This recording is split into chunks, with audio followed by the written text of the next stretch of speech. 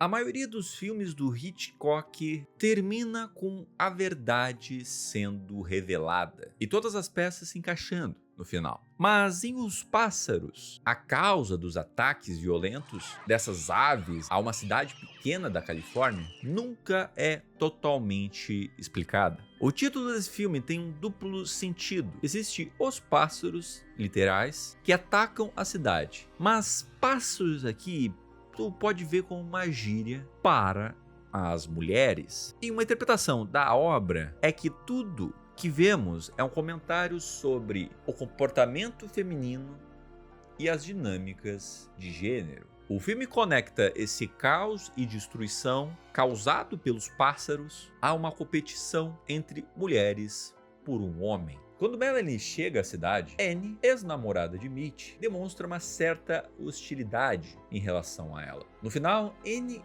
é morta pelos pássaros, simbolizando como as mulheres podem se destruir mutuamente por causa dos homens. Melanie é, entre aspas, a pássara principal do filme. Ela é desejável e gosta da atenção que recebe dos homens. Também é astuta e um pouco sacana. By tomorrow morning, would that be all right? That would be just fine. E a gente descobre em uma parte do filme que sua reputação não é das melhores. De certa forma, em algum nível aqui, os pássaros podem representar essa reação contra essa mulher moderna, vinda de uma sociedade que não está preparada para recebê-la e para aceitá-la. O ataque dos pássaros parece estar especificamente ligado a Melanie. Eles começam por volta do momento em que ela chega a Bodega Bay. Eles parecem surgir em momentos cruciais de seu relacionamento com Mitch. Primeiro, uma gaivota ataca Melanie, quando ela está prestes a reencontrar Mitch no cais. Como se ela estivesse sendo atacada por ir atrás dele. Logo depois disso, a Melanie decide ficar na cidade para a festa de Kate. E assim, uma gaivota voa contra a porta de Annie e morre. Eventualmente, a Melanie é diretamente culpada pelos ataques dos pássaros. Há uma sensação de que essa sociedade cosmopolita trouxe o drama, conflito e uma sexualidade disruptiva para essa cidade pacata. É brutalmente atacada pelos pássaros em uma cena que contém conotações sexuais. Ouvimos seus suspiros enquanto as aves atacam repetidamente. Isso pode simbolizar como no final Melanie precisa, entre aspas, se colocar em seu lugar. Ela deixa de ser uma mulher extremamente confiante, independente, para se tornar alguém vulnerável e assustada,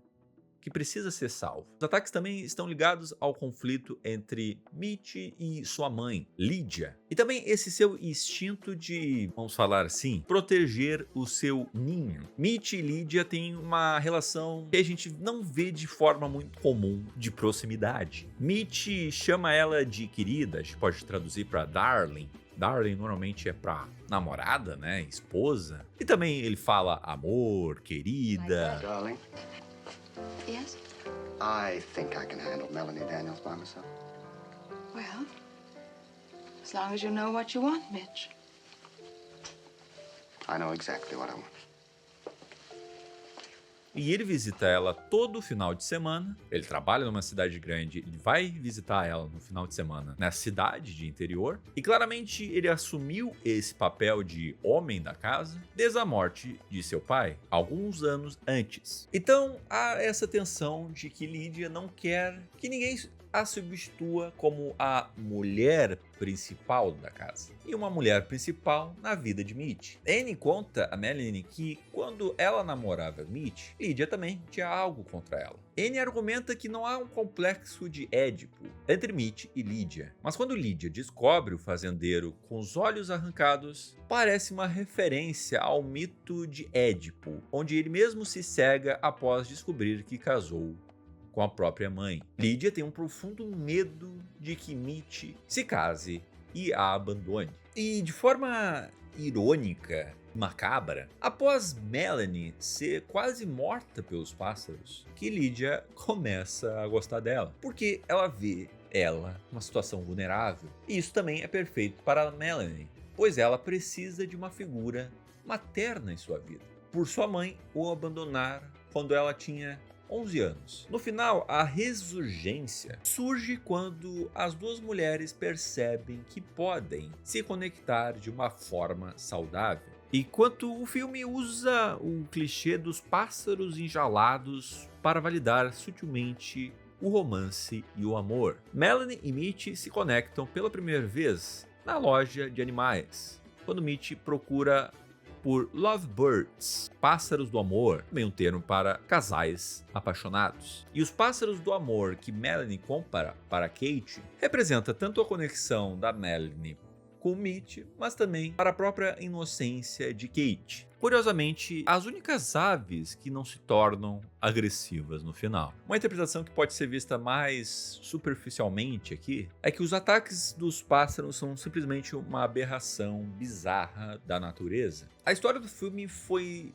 levemente inspirado no acontecimento por um incidente do Baía de Monterrey, no início dos anos 60, quando os pássaros começaram de forma inexplicável a se chocar contra os edifícios. Décadas depois, descobriu-se que isso pode ter sido causado pela indigestão tóxica de algas tóxicas. Mas, de certa forma, o filme traz a leitura à tona para nos lembrar o quanto que a gente não sabe sobre a própria natureza, sobre o quanto existe muitos mistérios sobre essa mesma natureza. Isso nos faz pensar o quanto nós estamos expostos se algum aspecto aparente menor da natureza, de forma inusitada, se volta contra nós. Um medo ainda mais relevante hoje. Os ataques podem representar a natureza se vingando da humanidade por tentar dominá-la e explorá-la. Os animais se vingando por terem sido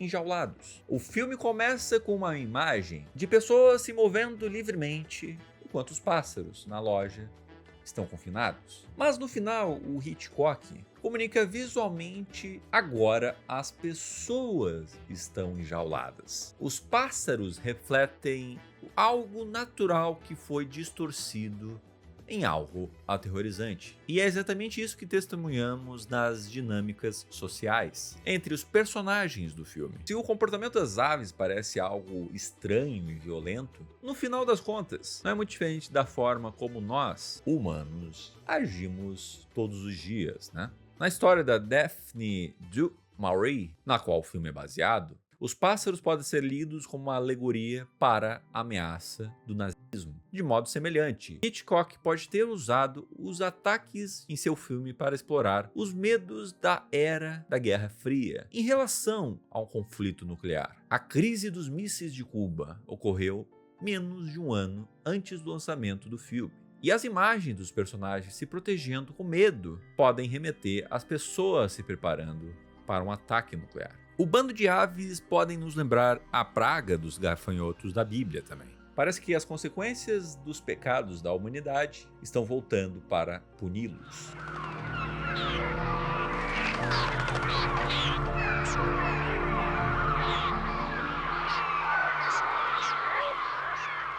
Portanto, qualquer que seja a verdadeira leitura, a causa dos ataques, a humanidade é o grande fator motivador desses próprios ataques. De maneira metafórica, de maneira lúdica, mas também de maneira realista. Can I get out this way? Go right around. It'll take you back to the main road. Thank you. Se inscreve no canal para receber vídeos que nem esse do perfil. Tamo junto e até a próxima.